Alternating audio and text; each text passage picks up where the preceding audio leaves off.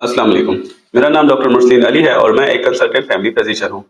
आज हम जिस टॉपिक पे बात करने लगे हैं वो है घर पर अगर बच्चों को बुखार हो जाए तो हम कौन-सी अद्वियात दे सकते हैं और क्या कर सकते हैं?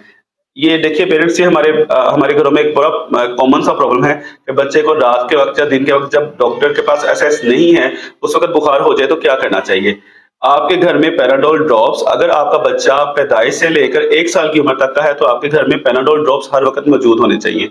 आप अपने बच्चे को वज़न के हिसाब से या रफ़ली अगर बच्चा पहले 3 महीने का है तो उसको आधा ड्रॉपर, 3 से 6 महीने का है तो पूरा ड्रॉपर और 6 महीने से बड़े बच्चे को 1.5 ड्रॉपर पैनाडोल हर 5 घंटे के बाद दे सकते हैं।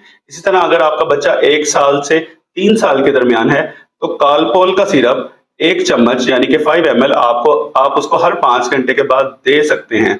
इसी तरह अगर बच्चा आपका 3 साल से बड़ा है, 3 साल से 5 साल तक का बच्चा है, तो उसको आप पैनाडोल का सिरप 1 चम्मच पूरा जो कि 5 ml का है, हर 5 घंटे के बाद दे सकते हैं। और अगर बच्चा 5 साल से 10 साल के दरमियान है तो उसको कालपोल 6 प्लस या पैनाडोल फोर्ट का सिरप आप उसको हर 5 घंटे के बाद दे सकते हैं। लेकिन ये आपने सिर्फ तभी तक देना है जब तक आप डॉक्टर के पास पहुंच नहीं जाते। ऐसा नहीं है कि आप 5 दिन बच्चे को बुखार है तो बार-बार पैनाडोल, कालपोल देते जाएं। इस तरह से आपके बच्चे को जो अंदरूनी मसला है जिसकी वजह से बुखार हो रहा है उसका पता नहीं चल पाएगा और वो पता आपको डॉक्टर के पास जाकर ही लगेगा।